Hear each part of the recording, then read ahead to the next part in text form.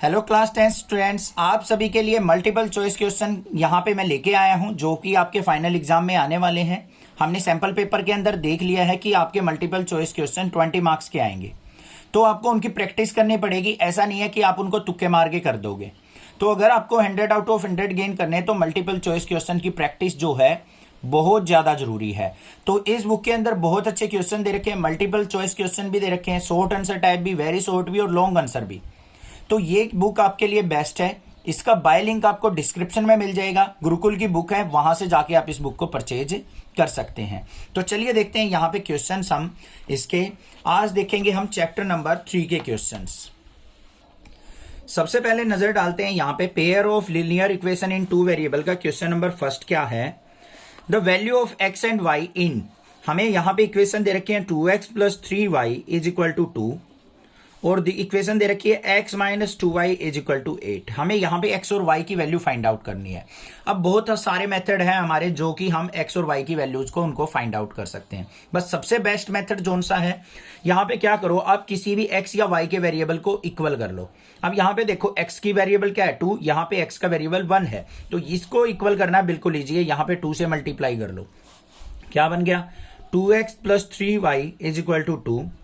2 से इसकी प्रोडक्ट की तो बच्चों क्या हो गया 2x - 4y = 8 2 जा 16। ये बन गई हमारे पास। अब यहां पे इसको सिंपलीफाई करेंगे, ये दोनों पॉजिटिव हैं तो हमें इनको सब्ट्रैक्ट करना पड़ेगा। ये माइनस हो गया, माइनस का प्लस हो गया, यहां माइनस हो गया, कैंसिल आउट हो गई। 4 और 3 क्या हो गया हमारा 7y = -16 में से 2 गया -14, तो y = -14/7 मतलब कितनी वैल्यू आ गई -2। अब इसको किसी भी इक्वेशन में पुट कर सकते हैं जिसमें भी आपका दिल करे। x - 2y = 8 था, यहाँ पे x की वैल्यू y की वैल्यू -2 पुट करने वाले हैं, तो x - 2 × -2 = 8, तो x + 4 = 8 और x क्या आ गया 8 में से 4 गया तो 4, x = 4 आ गया, y = -2 आ गया।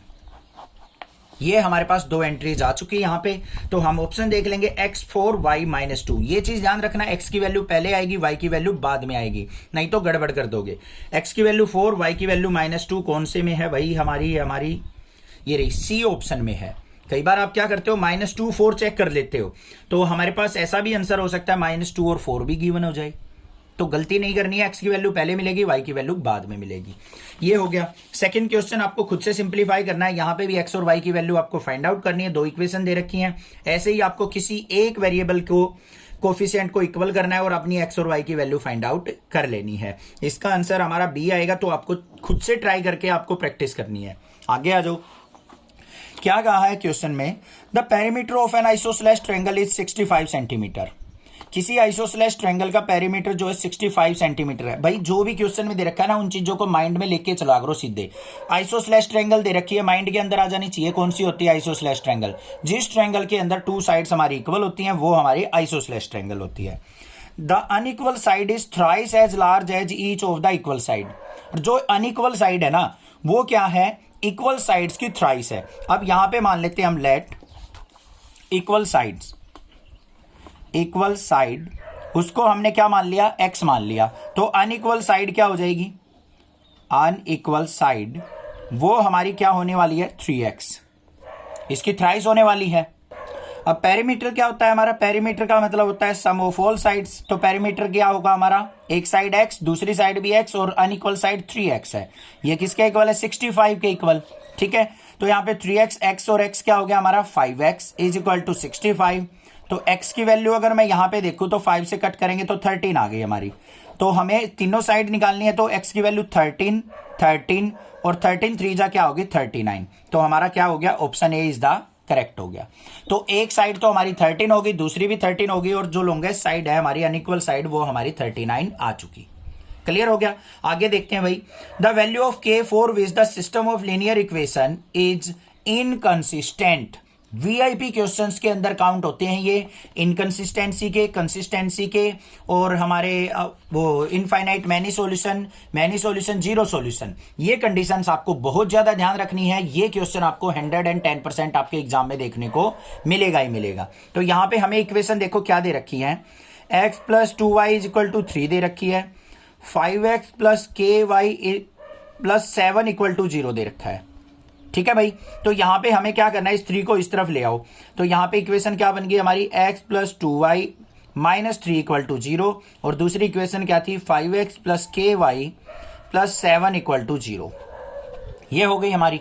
अब यहाँ पे हमें इसको क्या करना है, इनकंसिस्टेंट देखना है। इनकंसिस्टेंट की कंडीशन क्या होती है हमारी, a1 by a2 equal to b1 by b2 और नॉट इक्वल टू होना चाहिए c1 बाय c2 के। ये कंडीशन अगर हमारी सेटिस्फाई होती है तो हम कह सकते हैं कि पेयर ऑफ लीनियर इक्वेशन क्या है, इनकंसिस्टेंट है। तो a1 बाय a2, a1 की वैल्यू क्या है 1, a2 की वैल्यू क्या है हमारी, इस वाली में से उठाएंगे 5, यहाँ पे b1 की वैल्यू क्या है हमारी 2 और b2 की वैल्यू क्या है k। नॉट इक्वल टू क्या लेना, c1 बाय c2, c1 की वैल्यू क्या है -3, c2 की वैल्यू क्या है 7। अब इसको सिंप्लीफाई कर लो, k की वैल्यू निकालनी है, ये इक्वल होनी चाहिए। तो k की 1 से मल्टीप्लाई k, 5 की 2 से मल्टीप्लाई 10, तो k इक्वल टू क्या आ गया 10। के लिए हमारी ये पेयर ऑफ लीनियर इक्वेशन क्या होंगी, इनकंसिस्टेंट होंगी। समझ में आ गई बात। आगे देखो, यहाँ पे k की वैल्यू निकालनी है कि इन दोनों इक्वेशंस के बीच में कोई भी सॉल्यूशन ना हो। सॉल्यूशन ना होने का मतलब क्या है, ये दोनों इक्वेशन जो है हमारी एक दूसरे के पैरेलल होनी चाहिए। तो यही इनकंसिस्टेंट की कंडीशन हम लेके चलेंगे, a1 by a2 equal to b1 by b2 not equal to c1 by c2। इससे आपको आंसर चेक करना है कि आपका आंसर क्या आएगा, प्रैक्टिस करनी है इस क्वेश्चन की। आगे आ जाओ भाई। The pair of linear equation this and this has, यहां पे हमें 2 इक्वेशन दे दी और पूछ लिया कि इनके अंदर इनफाइनाइट मैनी सॉल्यूशन होंगे, 9 सॉल्यूशन होंगे, यूनिक सॉल्यूशन होगा या 2 सॉल्यूशन होंगे। उसके लिए हमें क्या करना है, same condition a1 a2 a3 b1 b2 b3 निकालना है। अब यहां पे आप देखोगे a1 बाय a2 जो है नॉट इक्वल टू आ रहा है हमारा b1 बाय b2 के। तो ये कंडीशन कब होती है हमारी, 1 यूनिक सॉल्यूशन जब एग्जिस्ट करता है तब कंडीशन होती है a1 by a2 not equal to b1 by b2 की। क्लियर हो गया ये भी। आगे देखो, a system of simultaneous linear equation is said to be inconsistent, कि हम 2 इक्वेशंस को आपस में इनकंसिस्टेंट कब कहते हैं, या तो उनके बीच में कोई सॉल्यूशन ना हो, या फिर यहां पे हमारे पास देखो दे रखा है 1 सॉल्यूशन 2 सॉल्यूशन नो सॉल्यूशन। तो नो सॉल्यूशन वाली कंडीशन हो गई। यहां पे क्या हो सकता है, पैरेलल लाइंस भी हो सकती हैं गिवन। पैरेलल लाइंस भी आपस में क्या होती हैं, एक दूसरे का कोई भी सॉल्यूशन नहीं देती। देखो एक लाइन ये, एक ये लाइन है, दोनों कहीं पे कट ही नहीं करेंगी, तो हमारा क्या होगा, कोई भी सॉल्यूशन उसका एग्जिस्ट नहीं करेगा। समझ में आई ना बात। तो यहां पे क्या हो जाएगा हमारा, नो सॉल्यूशन हो जाएगा आंसर। आगे देखो, क्वेश्चन नंबर 8 दे रखा है, if a pair of linear equation is inconsistent then line will be. देखो ये आ गया क्वेश्चन, ऐसा ही क्वेश्चन मैंने अभी बोला था कि अगर 2 pair of linear equation inconsistent है तो क्या होंगी, कोइंसिडेंट मतलब एक दूसरे पर लाई करेंगी, पैरेलल होंगी, इंटरसेक्टिंग मतलब एक दूसरे को कट करेंगी, और कैनॉट से मतलब हम कुछ नहीं कह सकते। अब इनकंसिस्टेंट है, अभी अभी बताया था मैंने, दोनों क्या होंगे, एक दूसरे के पैरेलल। तो यहां पे आंसर क्या हो जाएगा हमारा, पैरेलल लाइंस। क्लियर हो गई। क्वेश्चन नंबर 9 और 10 आपको खुद से करना है, बाकी क्वेश्चंस नेक्स्ट वीडियो में देखेंगे।